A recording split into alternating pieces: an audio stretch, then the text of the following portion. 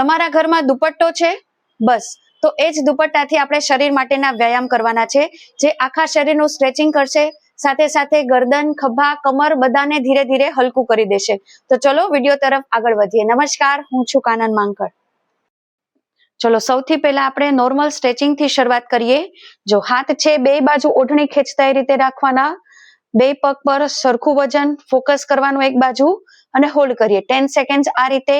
1 2 3 4 5 6 7 8 9 10. હવે મુવમેન્ટ આપીએ એટલે તમને આખી પાછળના સાઈડ થી તમને સ્ટ્રેચિંગ આવશે. 3 4 5 6 7 8 9 10. હવેનો વ્યાયામ છે એ ખભા દુખતા હોય અથવા તો પોસ્ચર તમારું બગડી ગયું હોય એના માટે બેસ્ટ છે. કઈ રીતે કરવાનું છે, પહેલા 10 વખત છે એ આપણે એને સ્ટેપ બાય સ્ટેપ કરીએ. જો સિમ્પલ, હાથ સીધા છે, આગળ આવ્યા 1 2 3 4 5. હવે એ જ રીતે પાછળ જશે. હવે કદાચ ઓઢણીની તમારે લંબાઈ વધારવી હોય તો લંબાવી શકો 1. હવે ખભો દુખતો હશે, હાથ દુખતા હશે તો એટલું નીચે જશે પણ નહીં. સાઈડમાંથી બતાડું. 1 2 3 4 5 એન્ડ રિલેક્સ. હવે આ જ વસ્તુ છે સ્ટેપમાં કરી તમારે સળંગ કરવાની છે. કઈ જ રીતે 10 વખત કરીએ. જો સ્થિર ઉભવાનું, આમાં તમે આ રીતે ઉપશો તો તમારા ખભા છે ક્યારેય સરખા નહીં થાય. ખભા હંમેશા પાછળ, ગરદન સીધી, સ્પાઇન સીધી. જો કઈ રીતે આખું ગોળ ફરશે. 1 આખું ગોળ નીચે, 2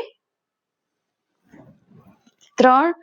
કોઈ જ આમાં પૈસા નથી ખર્ચવાના. ઘરના એક ખૂણામાં ઘરની ઓઢણીની મદદથી આપણું સ્વાસ્થ્ય છે એ મિનિટોમાં સરસ થાય છે.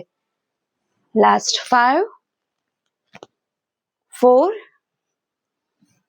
3 2. શ્વાસ ભરો, શ્વાસને છોડો. ની મદદથી સાઈડ સ્ટ્રેચિંગ કરીએ. પહેલા છે પગ વચ્ચે જગ્યા ઓછી રાખવાની અથવા ભેગા જ રાખવાના. બેલેન્સ ન બને તો જ તમારે જગ્યા રાખવાની. જો હાથ છે આવી રીતે ઢીલા નહીં મૂકવાના, એકદમ હાથ સીધા, બે બાજુથી ઓઢણી ખેંચતા એ રીતે ખેંચો અને કમરની લાઈનમાંથી, આગળથી પણ નહીં, પાછળથી પણ નહીં, કમરની લાઈનમાંથી ઝૂકો. 1 2 3 4 5 6 7 8 9 10. થોડી પગ વચ્ચે જગ્યા વધારીએ, થોડું વધુ નીચે જવાની કોશિશ.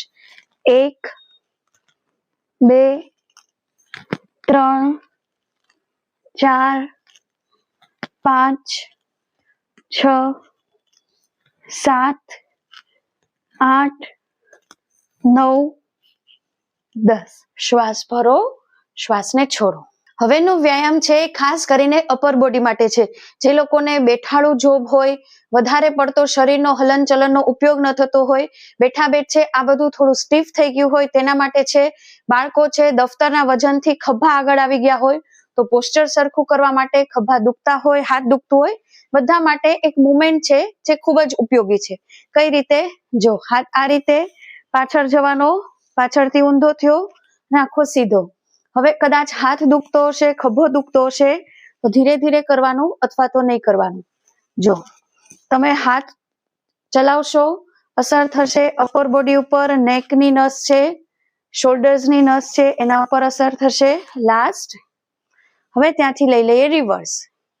1 2 એકદમ ઈઝી છે. 3 4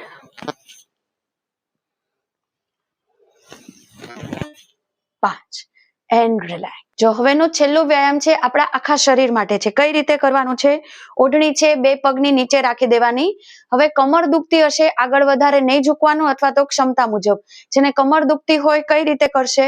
જો એટલું જ નીચે આવશે. ગોઠણ દુખતા હોય, ઊભું ન રહેવાતું હોય તો જેટલું ઝુકાય એટલું બસ અને ઉપર આવી જાવ.